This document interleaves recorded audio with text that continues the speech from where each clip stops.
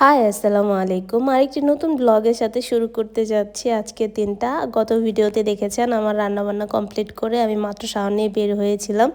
এখন দেখি যে শাওয়ার নিয়ে বের হওয়ার পর বাহিরে তারা সুন্দর নতুন কাজ জয়েন নিছে।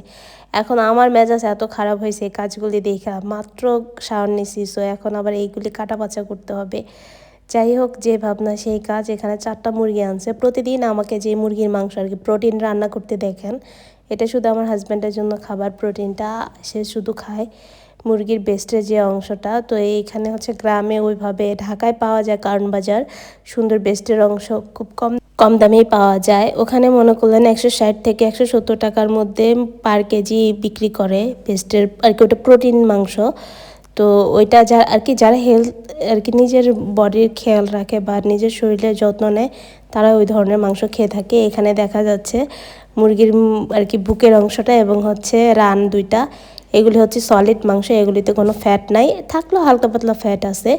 এগুলি হচ্ছে শরীরের মাসল বাড়াতে বা শরীরে অনেক কাজ করে। বাট আমরা হয়তো বা অনেকে ফার্মের মুরগি খাই না, বাট ফার্মের মুরগির মধ্যে যে কী পরিমাণ প্রোটিন আছে যারা জানে তারা ওইটাই খায়, যারা জানে না তারা একটু ইগনোর করে ফার্মের মুরগিটাকে। তো ফার্মের মুরগি 4টা আনার পর এখানে টোটাল 11 কেজির উপরে মুরগির মাংস ছিল। সো এখানে ওনার প্রোটিন নিয়ে নেওয়ার পরে এখানে দেখেন কতগুলি পা, গিলা, কলিজা, মাথার মাংস, তারপর হাতের আর কি পাখনা বলি আমরা ওইটাকে, পাখনা, এগুলো ঘাড়, তারপর আরও কিছু আর কি আরও কিছু হাড্ডি সহকারে মাংস বের হয়েছিল, অনেকগুলি বের হয়েছে। সো ওইগুলি মনে করলেন এক্সট্রা প্যাকেট করে আর কি, যারা কিনা এরকম সলিড মাংস খেতে পছন্দ না করে তারা কিন্তু এই ধরনের মাংসটা খেতে খুবই পছন্দ করে। এবং এই ধরনের মাংস হলে বা এরকম পাও পাখনা ফার্মে সবাই পছন্দ করে আমার কাছে মনে হয়। আমি যতটুকু জানি আমার নিজের কাছে খেতে ভালো লাগে। সো এইগুলি হচ্ছে সুন্দর করে ধুয়ে প্যাকেটিং করে রাখতে হবে। আমার সাথেই থাকুন, আপনারা সবাই আমাকে অনেক ভালো সাপোর্ট দিচ্ছেন এবং হচ্ছে সবাই আমার ভিডিও দেখেন। আশা করি আপনাদের সবার কাছে আমার ভিডিও ভালো লাগে।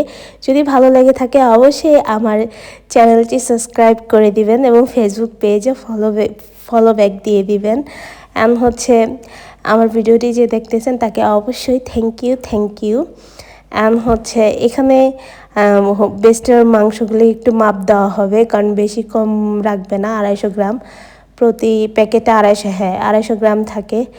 আমার জন্য আধা কেজি করে মাংস রাখা হবে। আর আধা কেজি মাংস আমি মোটামুটি 2 দিন খাই, আর উনি হচ্ছে 250 গ্রাম মাংস 2 অক্ত আর কি একদিন খায়। এখানে মাপ দেওয়া হচ্ছে, সুন্দর করে মেজারমেন্ট করা হচ্ছে। আপনাদের সব কিছু প্রসেসিং দেখাই দিচ্ছি। এইভাবে গ্রামে মনে হয় যে একটু ঢাকা থেকে তুলনামূলক প্রাইসটা কম পড়ছে এবং আমরা মাংস, চামড়া, পাও, পাখনা এগুলো অনেক কিছুই পাইছি। হিসাব করতে গেলে 2000 টাকার মধ্যে এখানে 1800 টাকার মাংস আনছিল। সো 1800 টাকার মধ্যে ভালোই পাওয়া গেছে, খারাপ হয় নাই। বাট ঢাকায় তো সে শুধু বেস্ট খাইতো, দেখা গেছে সে 1800 টাকার মধ্যে 1 মাসের 15 দিনের বা 20 দিনের বেস্ট মাংসটা আনতো, এর বেশিও হইতো না।